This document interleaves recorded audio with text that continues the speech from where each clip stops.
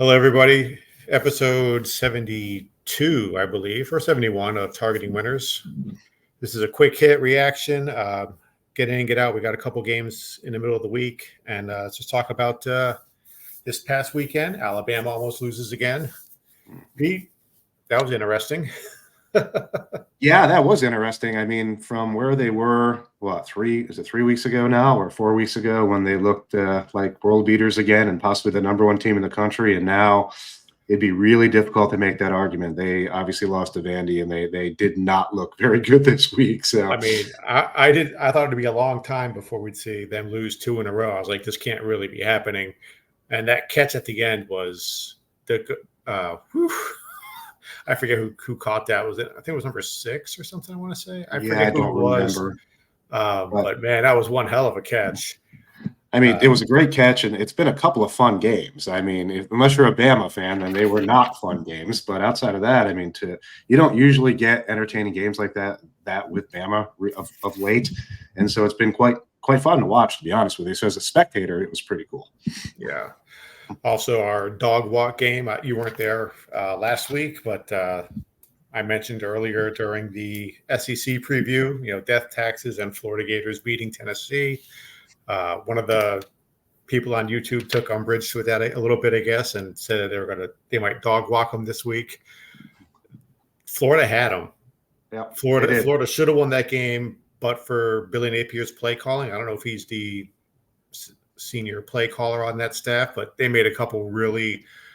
I think they could have went up 10-0. I think they tried like some kind of sweep,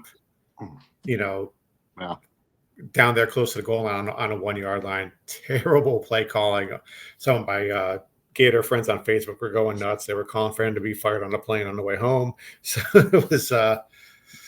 That's no surprise. And 2 weeks ago we talked about him being one of the coaches in the hot seat, right? Billy Napier, right. and just how his team has been responding against Tennessee. They played for him. They respond. I mean, if there's, as you pointed out, right, if there's anybody to point the finger at there, it's not his team. His players came to play. It's some play calling. It was just some bad decisions that were made because I agree. They had them. They stepped up for the guy. So. I mean, 2 weeks ago, I would have been calling for his head. I probably still would be as a Gator, but at least the players are still playing for him. So that does say something about what's happening in that locker room, and that says a lot. It should have been 17-0 at the end of one. Yeah. And it was 3-0. I mean, they left so many points on the table. And also this weekend, I am joining you and Darren on the James Franklin hate train. He looked like Napier on the first half of that game. Some of his play call. Even the announcers, it was like 4th and half a yard. Again, quarterback in the shotgun, 6 yards behind the line of scrimmage. And I don't know if I text the group chat or Darren. I said, if I ever bet on a James Franklin coach team again, I was like, fly to Florida, rent a car, run me over with it. And I texted Darren, I think at some point, so I was running around all day, and I was like, and it was in the first half. I said, is this the Franklin game? Because we talked about it in the Big Ten preview, right? He's going to screw up a game all by himself, and it's cost his team a game. And the whole first half was like, this could be the game. This could be his, but not quite, but it's coming. It's coming. Yep. So, well, since we're doing a quick hit, let's just jump right in. Let's do your game first here. We got Virginia Tech, Boston College. Yeah, BC Virginia Tech over under right now is 49.5, which I think, at least from my perspective, is a little bit low. And if you look at how both these teams have been performing in terms of the over under in their recent games, I mean, both teams are coming in right around that number, meaning that they're not, there's not a big play under or over from that perspective. I just think that it's a lower number. I think you've got a team in Vatech that can score to some degree. I think they're averaging. I don't have the number in front of me. It's somewhere near 20. I expect more from BC. I just think, it's a little bit of a reach for me. I don't really like reaching like this, especially on Thursday night. I think it's a Thursday night game on a Thursday night game. But for some reason, I'm just feeling this is a little bit more of a gut play. I'm feeling the over here. I think you're going to see some scoring that their recent friends wouldn't exactly support. So I am going 1 unit on the over 49.5. I like that. I don't know what to expect from either of these teams. If this has this game would have like an RPO segment and be one Darren would pick for it, I would probably pass on it. But I can see your reasoning for this game. I totally. I'm going to move on just real quickly to my pick. Tonight, Gio Lopez and the gang taking on Troy at home. I've got South Alabama minus 11.5. I am concerned the last 2 weeks, granted one win or one game, not one win. That's a terrible loss. Was against LSU. They only scored 10 points. And then against Arkansas State, they only scored 16. But the rest of the game, they put up points. And Troy has only had one game this year where they put up more than 21 points, and that was against Florida A&M. And they're on the road. They got Gio Lopez at home. Hopefully he has another great game so I can continue to ride the Gio Lopez hype train. I like South Alabama at home minus 11.5. Excellent. Well, we're playing the same game just in a different way here, but I agree with everything you just said. I mean, I was very wrong in our preview shows about Troy. I truly expected them to be able to stand up a little bit more than they have this year. Granted, we talked about the fact that they lost pretty much everybody, including the water boy, right? So at that point, we knew it was going to be a challenge. I was leaning into them having enough talent still around, and a decent coaching staff to be able to bridge that. They're struggling. Certainly, they're not scoring a ton, which is no surprise.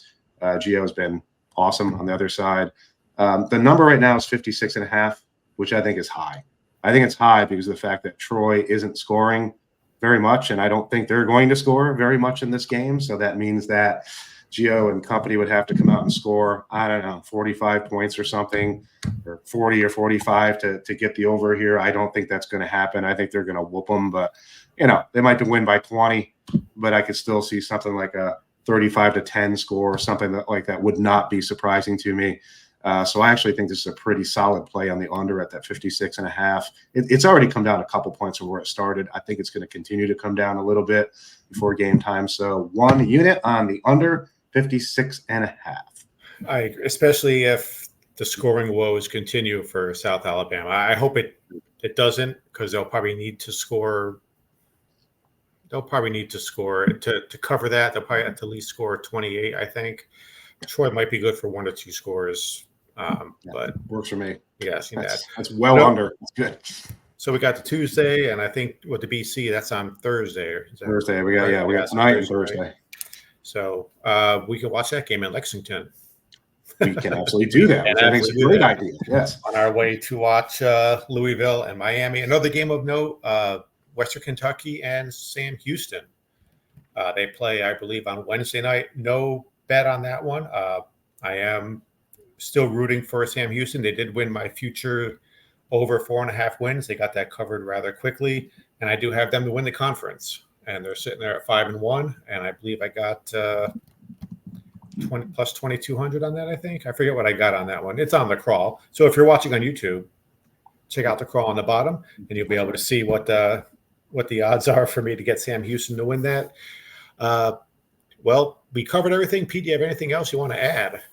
This is a very quick. I think there's been some really, really interesting games. I think both of these games are going to be really interesting this week, and we look forward to talking to all of you while we are in Louisville, because we're traveling there as a group this weekend, as we've talked about before, including kicking around the idea of maybe doing a live broadcast from there at some point. So keep your eyes open, Keep your ears open, and I think we're going to do some fun things this weekend while we're all actually physically together, because we rarely are. So yes, we really are. It'd be nice to see everybody.